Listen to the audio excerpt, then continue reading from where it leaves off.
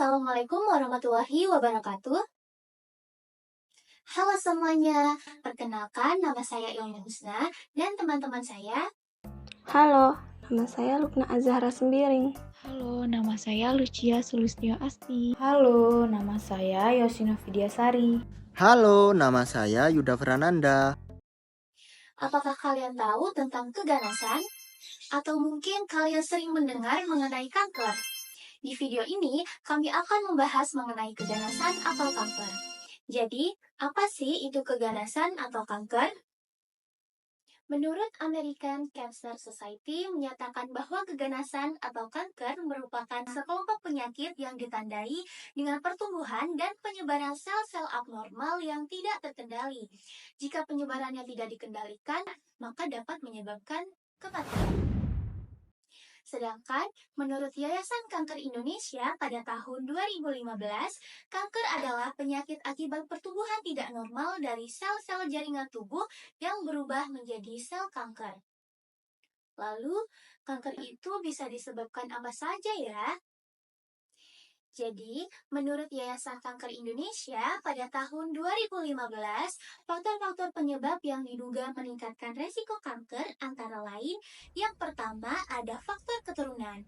Faktor genetik menyebabkan beberapa keluarga memiliki resiko lebih tinggi terkena kanker tertentu. Kemudian yang kedua ada faktor kejiwaan dan emosional. Seseorang yang mengalami stres yang berkepanjangan dapat mempengaruhi sel menjadi hiperaktif dan berubah sifat menjadi ganas, sehingga dapat menyebabkan penyakit kanker.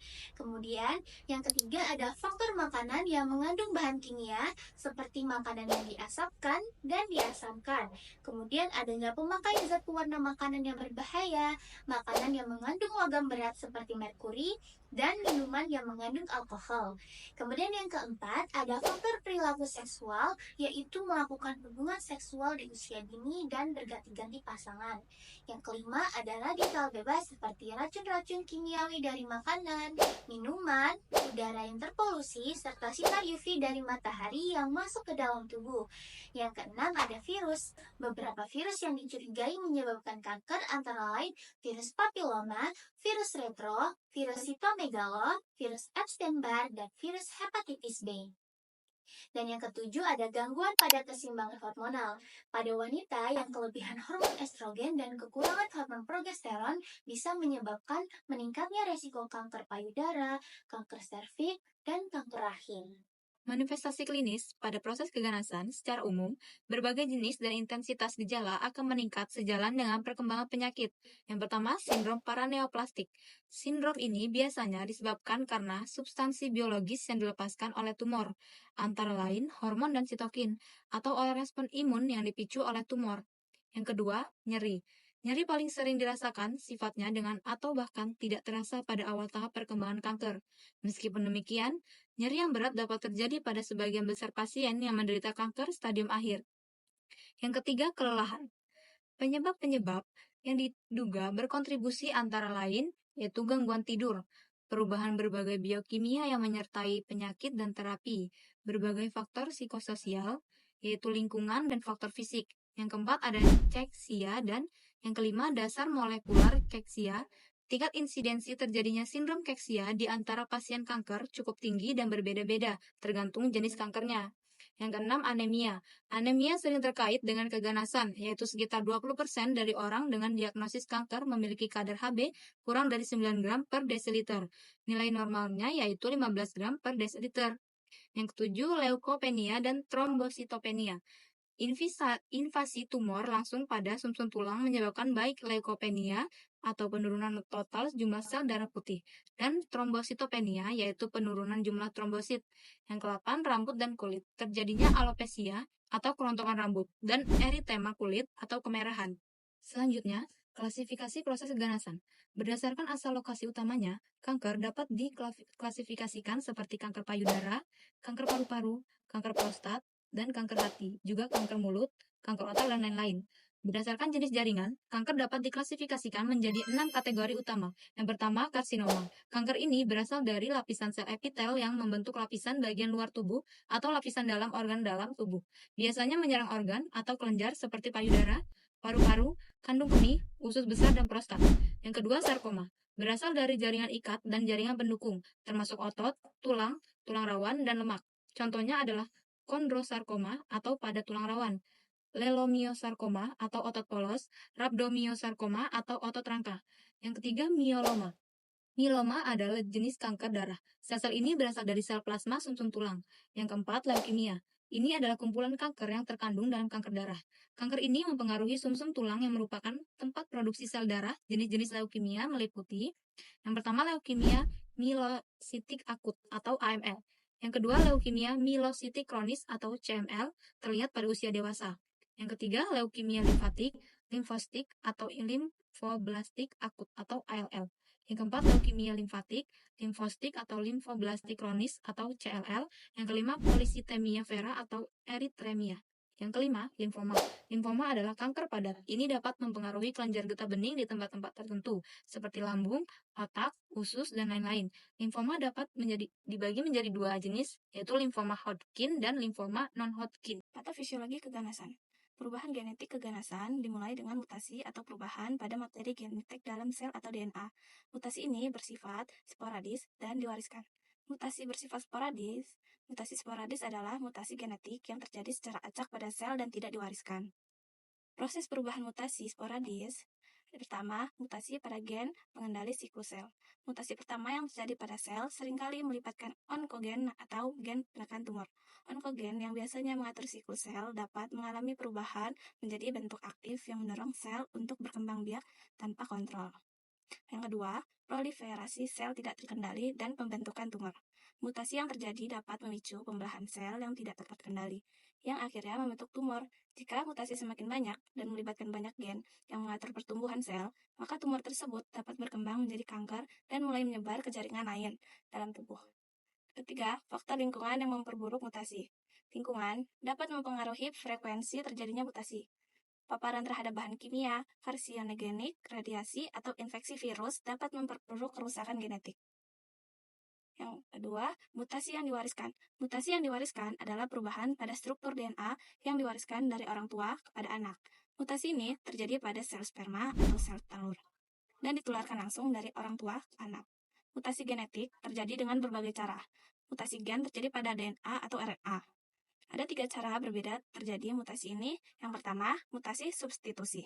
Jenis mutasi ini terjadi ketika sebagian DNA diganti dengan bagian lain. Pergantian ini menggunakan karakteristik sel. 2. Mutasi insersi. Mutasi penyisipan terjadi saat potongan ekstra ditambahkan ke dalam DNA. Yang ketiga, mutasi delesi. Mutasi delesi merupakan kebalikan dari mutasi penyisipan dan terjadi ketika pasangan basah molekul DNA dihapus dari urutan basah. Mutasi terjadi setiap saat. Beberapa mutasi bermanfaat sementara, yang lain dapat membahayakan seiring berjalannya waktu. Mutasi tunggal biasanya tidak mengakibatkan kanker. Menurut American Cancer Society, diperlukan lebih dari satu mutasi dalam sel agar kanker terjadi. Kanker paling sering dikaitkan dengan individu yang lebih tua karena semakin tua seseorang, semakin banyak mutasi gen yang sempat terjadi di dalam tubuh. Individu dengan mutasi gen turunan lebih mungkin mengembangkan kanker di usia muda. Ada beberapa komplikasi yang dapat terjadi akibat kanker. 1. Tamponade jantung. Tamponade jantung terjadi secara mendadak ketika banyak cairan yang terkumpul pada perikardium sehingga jantung tidak dapat memompa darah secara normal. 2. Efusi pleura. Efusi pleura merupakan pengumpulan cairan di dalam struktur seperti kantung meliputi paru-paru atau kantung pleura. 3. Sindrom penekanan medula spinalis. Sindrom penekanan medula spinalis dapat terjadi jika kanker menyebar ke tulang belakang dan menyebabkan penekanan pada tulang belakang atau saraf-saraf tulang belakang. 4. Sindroma vena cava superior. Kanker seringkali menyebabkan terbentuknya bekuan pada pembuluh darah vena, terutama pada vena tukai. 5. Sindroma hiperkalsemia. Kondisi ini dapat terjadi jika kanker menghasilkan zat-zat seperti hormon yang menyebabkan pelepasan kalsium dari tulang atau jika kanker menginvasi tulang secara langsung. 6. Sindroma paraneoplastik, yaitu sekumpulan gejala yang terjadi pada tempat lain yang jauh dari tempat tumor berada akibat adanya zat-zat tertentu yang dihasilkan oleh kanker.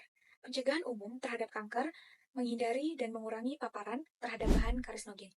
Cara umum ini misalnya saja tidak merokok, tidak minum alkohol, menghindari makan tinggi lemak, menambah makanan tinggi serat seperti sayur dan buah. Rajin berolahraga, mengupayakan berat badan yang ideal, dan hidup dengan pola sehat. Kemudian, untuk mencegah kanker khusus seperti kanker kulit, usahakan agar kulit senantiasa terlindungi dari sinar UV, matahari tinggi, yaitu menggunakan sunscreen.